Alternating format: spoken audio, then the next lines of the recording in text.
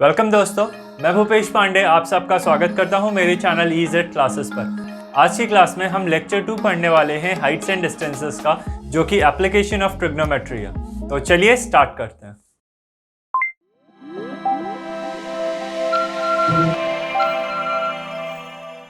Last class में हमने पहला क्वेश्चन करा था ऑफ हाइट्स एंड डिस्टेंसेस। मैंने आपको बोला था कि मैं आपको 15 से 20 सवाल करवाऊंगा of graded level of difficulty. ठीक है, तो धीरे धीरे डिफिकल्टी बढ़ाते हुए क्वेश्चन नंबर 2 से चलिए स्टार्ट करते हैं इस क्लास में।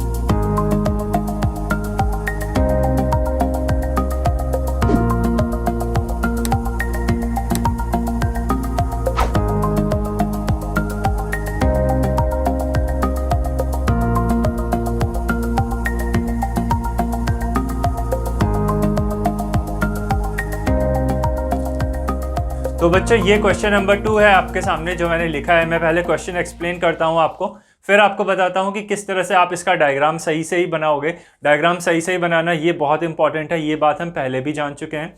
तो चलिए स्टार्ट करते हैं।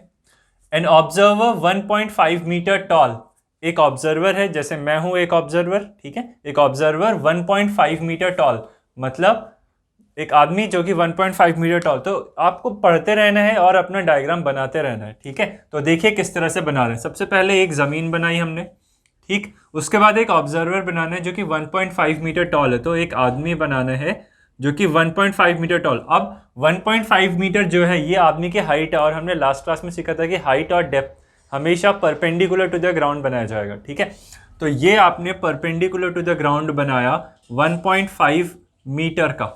ठीक है ना, दिस पर्सन इज 1.5 मीटर। अब is 28.5 metre away from a tower. अब एक टावर है जिससे, ठीक है, ये ऑब्जर्वर इतने मीटर की दूरी पर है। ध्यान रखो, आपको ये ध्यान रखना है कि कब आपको हाइट दे रखी है ऑब्जेक्ट की या टावर की या बिल्डिंग की, और कब ऑब्जर्वर की उससे डिस्टेंस दे रखी है। ठीक है, तो ये जो 28.5 मीटर है ये हॉरिजॉन्टल डिस्टेंस है of observer from the tower. मतलब एक टावर रहा होगा और इस टावर की horizontal distance from the observer, ये डिस्टेंस कितनी दे रखी है बच्चों? 28.5 मीटर। फिर से सवाल देख लो। An observer 1.5 metre tall is 28.5 metre दूर फ्रॉम अ टावर।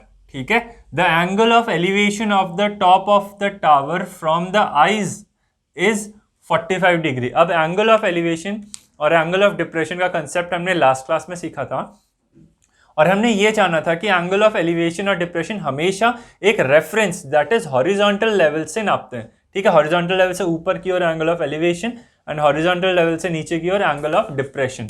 तो इस ऑब्जर्वर की आई लेवल ये होगी, यही इसका हॉरिजॉन्टल लेवल होगा, और आंख से इसके 45 डिग्री का एंगल बनाता है टावर का टॉप। ठीक है, the angle of elevation of the top of the tower. आपको एक एक लाइन बड़े ध्यान से पढ़नी है, और उस लाइन के लिए डायग्राम आपको बनाते रहना है। ठीक है, और चेक करते रहना है कि आप अपना डायग्राम सही बना रहे हो कि गलत, because diagram banana is very important. अगर ये गलत हुआ तो सवाल तो फिर आप कुछ भी करो गलत ही होगा। ठीक है, तो डायग्राम आपका एकदम सही बनना चाहिए। तो the angle of elevation of the top of the tower from the eyes is 45 degree.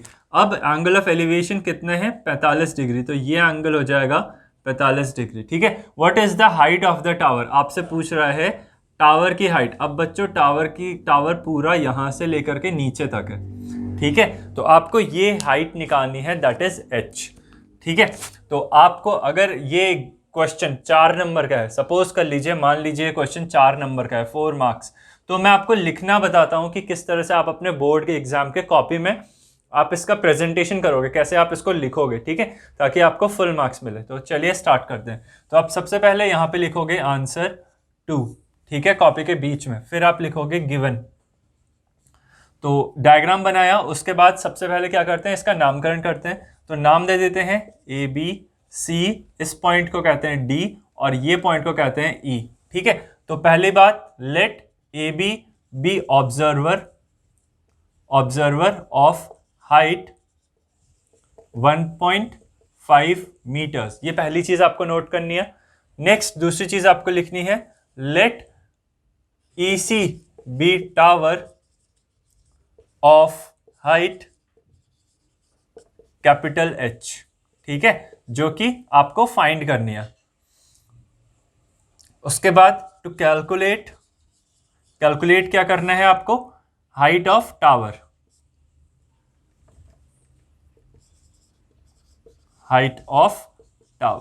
तो हाइट ऑफ टावर h कितना होगा ये आपसे पूछ रखा है। तो अब आप देखो, डायग्राम आपने सही से बना दिया, राइट एंगल ट्रायंगल आपको दिखना चाहिए, राइट एंगल ट्रायंगल आपको दिख रहा है अपने डायग्राम में। ठीक है, तो अब आपको गिवन डेटा है ये और ये। ठीक है, और आपसे फाइंड करना है ये पूरा। तो अब देखो, अब जो ये हाइट होगी ए बी, वही डिस्टेंस ये होगी सी डी, बिकॉज ये 90 डिग्री है और टावर भी जमीन से 90 डिग्री पर होता है। ठीक है, टावर भी, तो जो हाइट है ए बी वही डिस्टेंस होगी सी डी की भी। ठीक है ना, तो ये अगर 1.5 है तो ये भी 1.5 होगी। आप लिखोगे C E is equal to C D plus E D, and C D is कितना 1.5 मीटर्स, एंड बचा कितना ई डी, और ये सी ई कितना है, height of tower, that is H. ठीक है, height of tower H is equal to this plus this, and this distance is equal to this, because ये हॉरिजॉन्टल लेवल हमेशा जमीन के पैरेलल होगा और ये 90 डिग्री, ये 90 डिग्री पर है वर्टिकल लाइंस। ठीक है, तो ए बी और सी डी बराबर हो जाएंगे, इसलिए ये 1.5 तो ये 1.5। अब आपको सिर्फ और सिर्फ इतना निकालना है। ठीक, और ये distance A D is equal to B C, because यहाँ पर एक रेक्टेंगल जैसा दिख रहा है। ठीक है, ये 90, ये दोनों पैरेलल, ये दोनों आपस में पैरेलल, तो ये एक रेक्टेंगल जैसा दिख रहा है, और रेक्टेंगल के आमने सामने की साइड बराबर होती है। ठीक है, तो ये 28.5 तो ये भी 28.5। आप लिखोगे A D is equal to 28.5 metres. ठीक है, तो उसके बाद जब आप यहां तक पहुंच गए, अब इस क्वेश्चन में आपको क्या देखना है, इस ट्रायंगल को देखना है ए डी ई।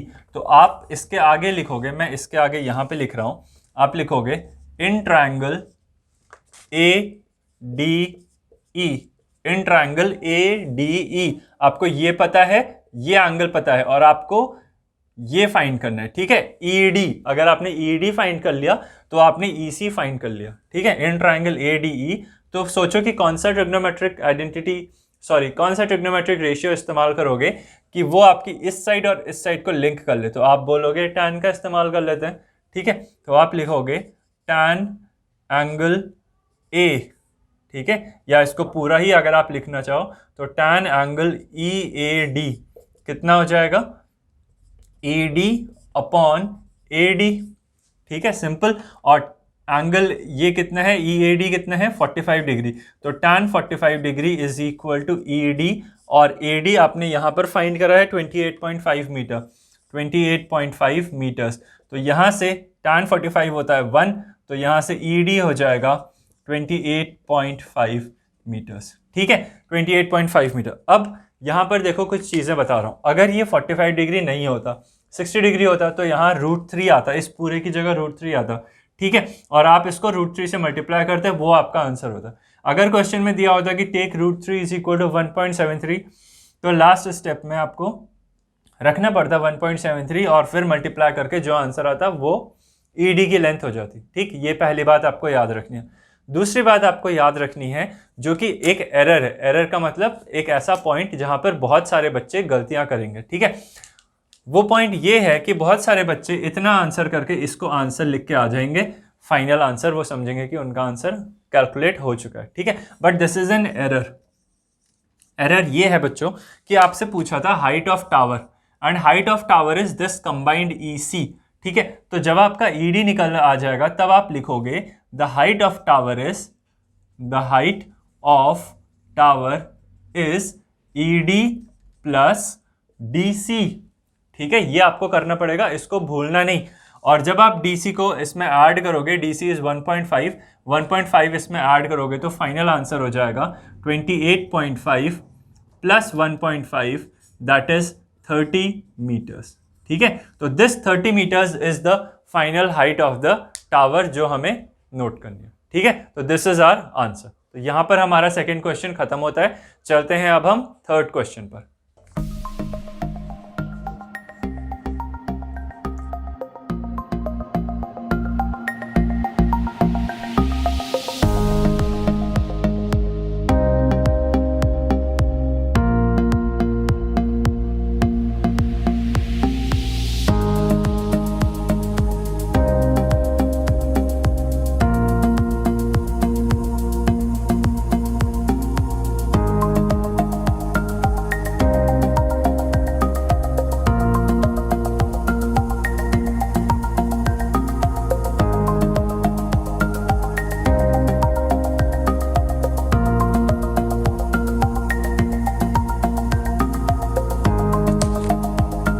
तो बच्चों ये थर्ड क्वेश्चन है जो हम पढ़ने जा रहे हैं।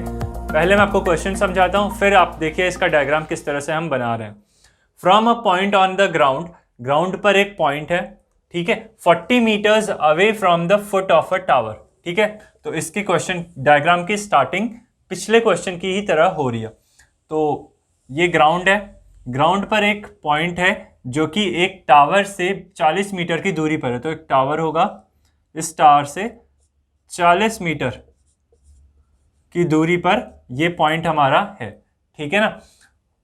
From the foot of the tower the angle of elevation of the tower is 30 degree. अब टावर का एंगल ऑफ एलिवेशन 30 डिग्री है। ठीक है, तो इस पॉइंट से 30 डिग्री के एंगल ऑफ एलिवेशन पर ये हमारा टावर है। बच्चों ये एंगल आपको नाप के नहीं बनाना है। जब हाइट्स एंड डिस्टेंसेस का क्वेश्चन होगा तो ये एकदम नपा हुआ 30 डिग्री हो ऐसा जरूरी नहीं है, बट आपको अंदाजन वो 30 डिग्री लगना चाहिए। ये नहीं कि आपने ऐसे बना दिया और बोला कि ये 30 डिग्री है, ऐसे नहीं होना चाहिए। ठीक है, अंदाजन वो 30 डिग्री लगना चाहिए, एग्जैक्टली 30 डिग्री हो ऐसा कंपलसरी नहीं है इन हाइट्स एंड डिस्टेंसेस के क्वेश्चन। ठीक है, ये बात को आपको ध्यान रखना है। तो the angle of elevation of the tower is 30 degree. तो ये टावर था, इसका एंगल ऑफ एलिवेशन 30 डिग्री है। ठीक है, उसके बाद the angle of elevation of the top of a water tank on the top of the tower, मतलब टावर के ऊपर एक वाटर टैंक रखा है, उसका एंगल ऑफ एलिवेशन कितना है? 45 डिग्री। कहां से? इसी पॉइंट से। ये हमारा टावर है, तो इस टावर के ऊपर हमने एक वाटर टैंक रखा है, तो ये समझ लीजिए वाटर टैंक है। ठीक है, तो वाटर टैंक का एंगल ऑफ एलिवेशन कितना है? 45 डिग्री है। तो ये एंगल, ठीक है, ये एंगल कितना है? 45 degree from that same point. ठीक है, आपको डायग्राम बनाना समझ में आ रहा है। Find the height of tower. अब आपको हाइट ऑफ टावर निकालनी है, मतलब आपको ये डिस्टेंस पता करनी है। This is the height of tower h and the depth of tank. Tank की गहराई, बच्चों टैंक की गहराई कितनी होगी? टैंक कितना गहरा होगा? टैंक सिर्फ इतना गहरा होगा। ठीक है, तो दिस d, ये डेप्थ जो है ये आपको फाइंड करनी है। ठीक है, तो आपको समझ में आ रहा है कि आपको फाइंड क्या क्या करना है। तो डायग्राम बनाना बहुत ज़रूरी है, डायग्राम सही सही बनना बहुत ज़रूरी है। जब आप डायग्राम बना लो तो एक बार क्वेश्चन को पढ़ के क्रॉस चेक कर लो कि आपने अपना डायग्राम सही बना रखा है कि नहीं। From a point on the ground 40 metres away from the foot of the tower, tower के पैर से, फुट से 40 मीटर की दूरी पर एक पॉइंट है। The angle of elevation of the tower is 30 degree. अब इसका एंगल ऑफ एलिवेशन 30 डिग्री हो रहा है। ठीक है, ये टावर है हमारा। Angle of elevation of the top of a water tank, एक वाटर टैंक है, उसके टॉप का एंगल ऑफ एलिवेशन कितना है? 45 degree from this point. Find height of tower, सही है, एंड डेप्थ ऑफ टैंक, सही है। ठीक है, तो ये चीज हमें फाइंड करनी है, तो हमने क्वेश्चन मार्क लगा दिया। ठीक है, दिस इज 30 डिग्री। तो अब जब हमारा डायग्राम बन गया उसके बाद नाम दे दो इन लोग को। तो this point is A, this point B, this is C and this is D। और टावर हमेशा 90 डिग्री पर होगा। अगर यहाँ कोई ऑब्जर्वर होता जिसकी कुछ हाइट है तो वो भी 90 डिग्री पर होगा, अगर उसकी हाइट दे रखी है तो। ठीक है, तो अब इसको जब स्टार्ट करेंगे, अब हम देखेंगे कि हमें राइट एंगल ट्रायंगल देखने हैं। तो राइट एंगल ट्रायंगल हमारे पास दो हैं। अगर आप देखो ACB एंड ADB, दो राइट एंगल ट्रायंगल हैं। ठीक है, हम एक एक करके दोनों राइट एंगल ट्रायंगल में ट्रिग्नोमेट्रिक रेशियोज का इस्तेमाल करेंगे और जो हमें रिक्वायरमेंट है हम वो फाइंड कर लेंगे। तो again depending on the marks allotted to this question, ठीक है। अगर ये बड़े मार्क्स का क्वेश्चन है तो आप लिखोगे let B C be the tower, ठीक है, of height h, let C D be the tank of depth d, ठीक है, ए बी 40 मीटर्स, ठीक है, to find B C is equal to h is equal to question mark, ठीक है, C D is equal to D is equal to question mark. इतना आप ऊपर लिखोगे एंड देन आप अपना कैलकुलेशन स्टार्ट करोगे अगर ये ज्यादा मार्क्स का क्वेश्चन है तो। अगर कम मार्क्स का क्वेश्चन है तो आप डायरेक्टली इसको स्टार्ट कर सकते हो, ठीक है, in your right angle triangle. तो ये ऊपर का डेटा आप लिख लेना खुद से, ये बहुत ईजी है, खाली अंग्रेजी आपको लिखनी है। तो हम स्टार्ट करते हैं मेन क्वेश्चन में। तो आप देखो किस राइट एंगल ट्रायंगल में यूज करना ईजी होगा, पहले किसी में भी यूज कर लो, इसमें दोनों ही बराबर है। तो in triangle A C B, ये ए पॉइंट है, ये सी पॉइंट है और ये बी पॉइंट है, ठीक है, ये बी पॉइंट है, बड़ा बड़ा लिख देता हूं, ये ए पॉइंट है and this point is C and this point is D, this point is C, ठीक है। अगर ये डी और ये डी में कंफ्यूजन हो जाएगा, आपको लगता है ऐसा, तो इसको आप कुछ और कर लो, पी पॉइंट मान लो, ठीक है, इस तरीके से। तो अब स्टार्ट करते हैं। In triangle A C B, in triangle A C B आपको ये एंगल दे रखा है, इस एंगल के बगल वाली साइड दे रखी है और इस एंगल के सामने वाली साइड को लिंक करना है, ठीक है। तो कौन सा ट्रिग्नोमेट्रिक रेशियो एंगल उसके सामने वाली साइड और बगल वाली साइड को लिंक करेगा? tan, easy. तो आप लिखोगे tan 30 degree is equal to C B upon A B, ठीक है। तो tan 30 होता है 1/√3 और सी बी आपको निकल जाएगा h और that is height and A B आपको दे रखा है 40 और यहां से आप जब h निकालोगे that is height of tower, ये आ जाएगा 40/√3 एंड क्योंकि डिनोमिनेटर में रूट है तो आप इसको हटाओगे तो इसको रेशनलाइज करना पड़ेगा इंटू √3/√3। तो आप लिखोगे हाइट इज इक्वल टू 40√3/3, ठीक है, metres. This is your first thing जो आपको पता चल गया, ठीक है, हाइट ऑफ टावर यहां से पता चल गया। नेक्स्ट अब आपको क्या निकालना है? Depth of tank, water tank, ठीक है। तो अब आप क्या करोगे? राइट एंगल ट्रायंगल में ही ट्रिग्नोमेट्रिक रेशियो इस्तेमाल किया जा सकता है। आप ये नहीं कर सकते कि इस छोटे ट्रायंगल में आपने राइट एंगल ट्रायंगल, इस छोटे ट्रायंगल में आपने ट्रिग्नोमेट्रिक रेशियो यूज कर लिया, आप ये नहीं कर सकते। तो आपको ट्रायंगल ए बी पी उठाना पड़ेगा। तो in triangle A B P दूसरा ट्रायंगल उठाया और अब इसमें क्या है? 45 डिग्री, 45 डिग्री के बगल वाली साइड और सामने वाली साइड। आप लिखोगे tan 45 डिग्री। ध्यान रखना जब आपने नया ट्रायंगल उठाया तो ये एंगल है 45 डिग्री जो एंगल ए बन रहा है, ठीक है, एंगल ए पे, ए पॉइंट पर ये नया एंगल 45 डिग्री बन रहा है। तो ये ध्यान रखना कि आपने ट्रायंगल कौन सा कंसिडर करा है, उस हिसाब से अपना ट्रिग्नोमेट्रिक रेशियो में वैल्यू सही पुट करना, ठीक है। तो ये tan 45 डिग्री हो जाएगा BP अपॉन AB, ठीक है। और tan 45 डिग्री कितना होता है? 1, तो यहां पर हो जाएगा 1 और ये सॉल्व करके हो जाएगा AB is equal to BP, ठीक है। जब इसको आप सॉल्व करोगे B से P तक कितना है? H प्लस D, तो यहां से H प्लस D की वैल्यू कितनी आ जाएगी? AB के बराबर, और AB कितना है? 40, ठीक है। और हाइट h की वैल्यू आप यहां से निकाल चुके हो, दैट इज 40/√3 आपने कैलकुलेट किया था, ठीक है, या 40√3/3 कैलकुलेट किया था। तो यहां से आ जाएगा 40/√3 plus d is equal to 40। मैं इस पूरे को यहां सॉल्व कर रहा हूं बच्चों, तो यहां से आपको d कैलकुलेट करना है। d आ जाएगा 40 माइनस 40/√3, ठीक है। तो जब आप इसको सॉल्व करोगे 40 कॉमन आ जाएगा और ये हो जाएगा 1 माइनस 1/√3। थोड़ा सा और सॉल्व करो, ये हो जाएगा 40√3 माइनस 1/√3, ठीक है। एलसीएम ले लिया और क्योंकि डिनोमिनेटर में रूट है इसलिए √3 से मल्टीप्लाई करोगे ऊपर नीचे, फाइनल आंसर आ जाएगा 40√3 ब्रैकेट में √3 माइनस 1/3, ठीक है। आप चाहो तो इसको रूट को अंदर सॉल्व कर लो, तो अंदर जब ले जाओगे तो ये 40 × 3 माइनस √3 बन जाएगा, ठीक है। तो आप उसको भी और सॉल्व थोड़ा और कर सकते हो। तो यहाँ से आप देख रहे हो कितने सिंपल क्वेश्चंस होते हैं, ज़्यादा भयानक कुछ नहीं होता इन क्वेश्चंस में। बस आपको क्वेश्चन पढ़ना है, समझना है, उसका डायग्राम सही सही बनाना है, उसका नाम लिखना है, फिर अपने रिक्वायर्ड जो आपको ट्रायंगल है, ठीक है, ट्रायंगल सेलेक्ट करना है, राइट एंगल ट्रायंगल, उसमें एक पर्टिकुलर ट्रिग्नोमेट्रिक रेशियो इस्तेमाल करना है और उसको सही सही सॉल्व करना है, ठीक है। डिनोमिनेटर में रूट आए तो उसको हटा देना है। अगर क्वेश्चन में √3 की वैल्यू ये है, √5 की वैल्यू ये है, अगर बोलेगा तो उसको फाइनल आंसर में पुट करना है और तब अपना आंसर बताना है। ये बेसिक चीज़ें हैं जो आपको हर क्वेश्चन में याद रखनी है। हाइट्स एंड डिस्टेंसेस के क्वेश्चन में आपको स्टेप्स याद रखने हैं। क्वेश्चन हर बार पलटेगा, हर बार बदल जाएगा, डायग्राम हर बार नया बनेगा, ठीक है। बट आपको सबसे इंपॉर्टेंट चीज़ जहाँ सब लोग गलती करते हैं या बहुत लोग गलती करते हैं वो है डायग्राम बनाने में उनको बहुत मुश्किल आती है, ठीक है। तो आप डायग्राम बनाने की प्रैक्टिस खूब सारी करो। अगर आपने खूब सारी प्रैक्टिस कर ली डायग्राम बनाने की और डायग्राम आप सही सही बना रहे हो तो आप क्वेश्चन इजीली सॉल्व कर दे जाओगे, ठीक है। एक क्वेश्चन और हम करते हैं हम आज की क्लास में। ये क्वेश्चन को आप अच्छे से नोट कर लो, अगर आपको दिख नहीं रहा तो आप स्क्रीनशॉट ले लो इस क्वेश्चन का। चलते हैं अब हम नेक्स्ट क्वेश्चन पर।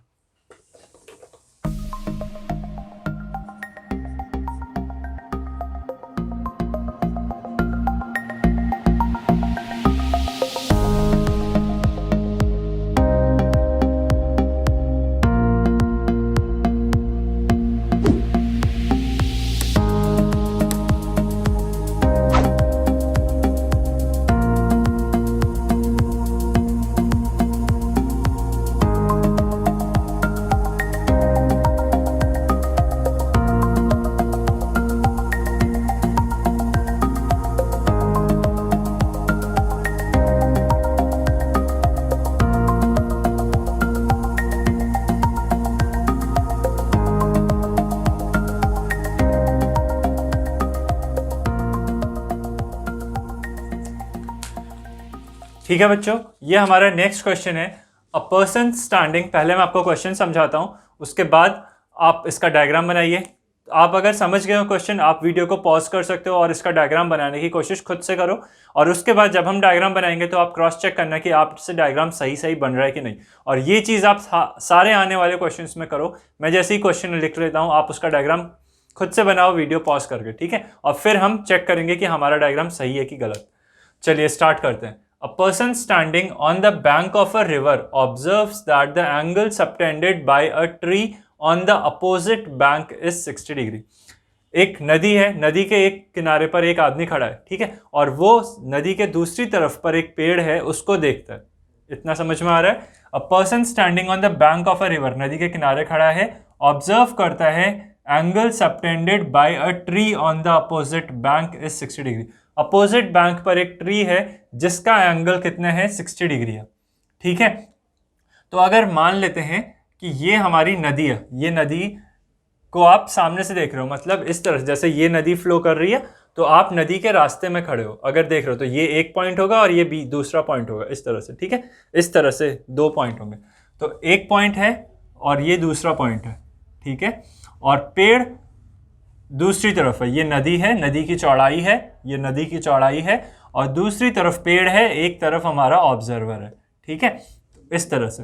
तो ये ऑब्जर्वर जब नदी के दूसरी तरफ के पेड़ को देखता है, standing on the bank of a river observe the angle subtended by the tree on the opposite bank is 60 degree. तो ये एंगल कितना बन रहा है, 60 डिग्री, ठीक है। व्हेन ही रीट्रीट्स, रीट्रीट्स का क्या मतलब है, पीछे हटना, ठीक है। व्हेन ही रीट्रीट्स मतलब जब वो कुछ कदम पीछे हट जाता है, थोड़ा पीछे हटता है जब वो, तो जब वो थोड़ा पीछे हट गया, ठीक है, थोड़ा पीछे हट गया, तब क्या होता है, 20 मीटर्स फ्रॉम द बैंक, जब वो 20 मीटर पीछे हटा, मतलब ये डिस्टेंस 20 मीटर है, यहां से यहां तक, उसके इनिशियल पॉइंट और फाइनल पॉइंट के बीच में डिस्टेंस 20 मीटर है।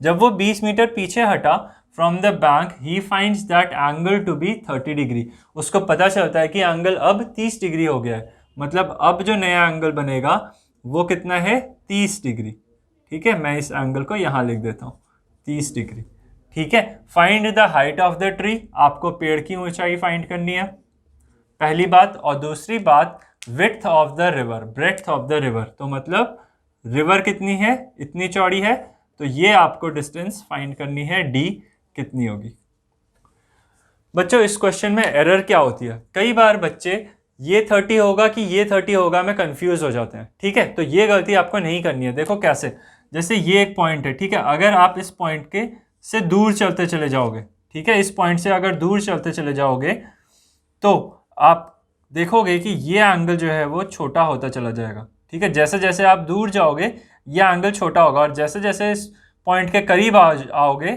ठीक है ना, जैसे जैसे इस जो वर्टिकल लाइन है इसके करीब आओगे तो एंगल बढ़ता चला जाएगा, ये एंगल ज़्यादा होगा, ये एंगल ज़्यादा होगा, और पास आओगे ये एंगल और ज़्यादा होगा, और एकदम नीचे आ जाओगे तो ये 90 डिग्री बन जाएगा।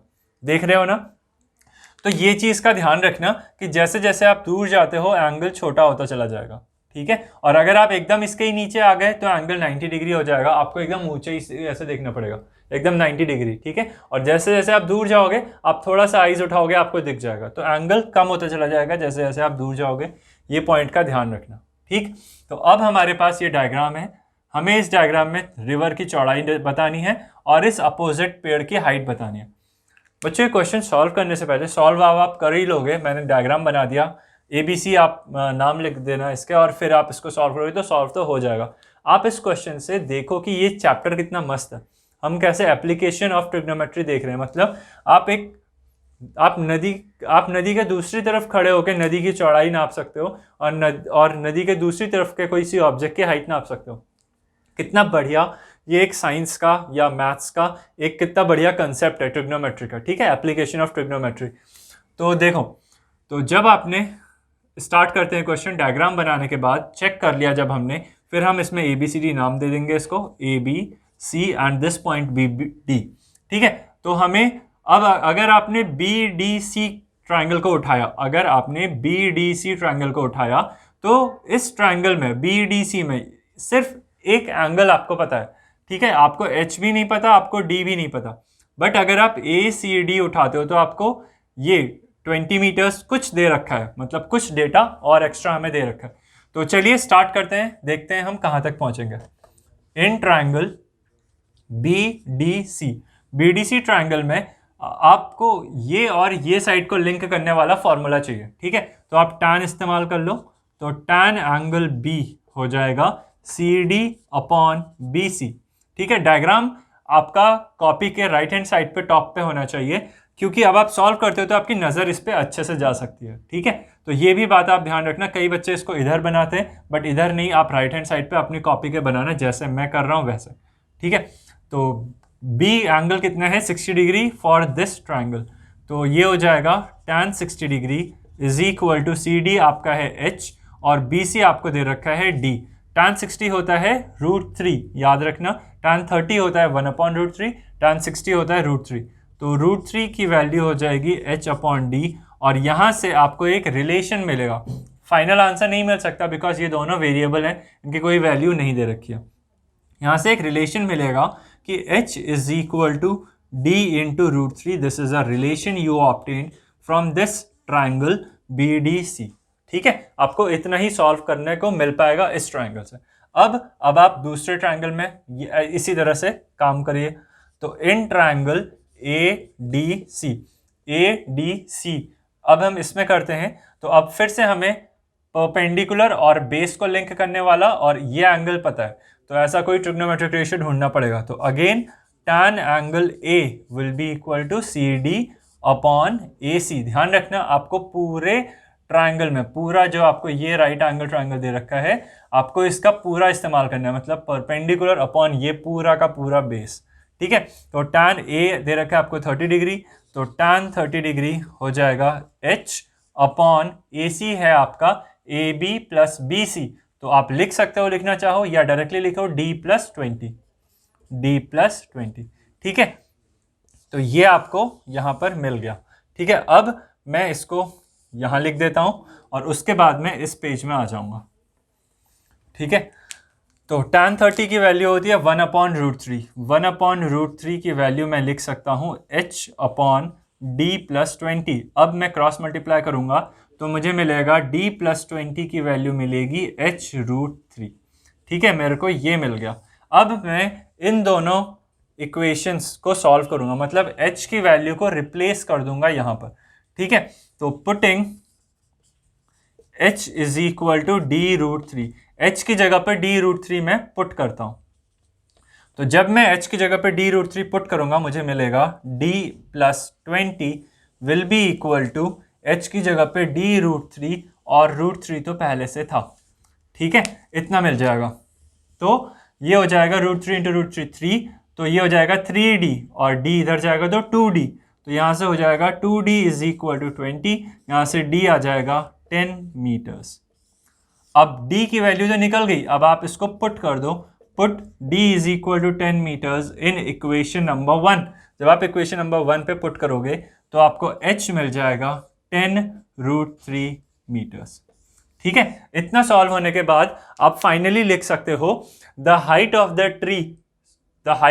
Tree is 10√3 metres and the depth of the river and the width of the river is 10 metres, ठीक है। और अगर क्वेश्चन में है √3 की वैल्यू ये पुट कर देना, तो वो आप पुट करके फाइनल आंसर भी निकाल सकते हो। 1.73 पुट करोगे तो 10 से मल्टीप्लाई कर दो 17.3 आ जाएगा आंसर, ठीक है।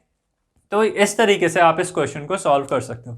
अगर इस क्वेश्चन में कुछ और पूछता कि 20 मीटर चला और फिर वहां से उसने एक रोप फेंकी ट्री के टॉप तक और आपको रोप की लेंथ बतानी है, तो अब आपको क्या करना है, इस राइट एंगल ट्रायंगल में अब आपको 20 मीटर दे दिया, पीछे चला गया तो आपने हाइट निकाल दी और ये डी निकाल दिया, ये डिस्टेंस पता चल गई, ये पता चल गया, आपको ये निकाल देना है, ठीक है। या आपने हाइट निकाल दी और एंगल आपको पता है तो परपेंडिकुलर और हाइपोटेन्यूज को जोड़ने वाले साइन थीटा का इस्तेमाल कर लो, आपको ये निकल जाएगा। अब आपसे इस क्वेश्चन में कुछ भी पूछे आप इसको इजीली निकाल सकते हो यूजिंग ट्रिग्नोमेट्रिक रेशियोज, ठीक है, या पाइथागोरस थ्योरम भी। देखो आपको ये पता है राइट एंगल ट्रायंगल है, पाइथागोरस लगाओ, एडी निकल जाएगा, ठीक है। तो इस तरीके से आप इस चैप्टर के कोई भी क्वेश्चन में फुल मार्क्स बहुत इजीली गेन कर सकते हो।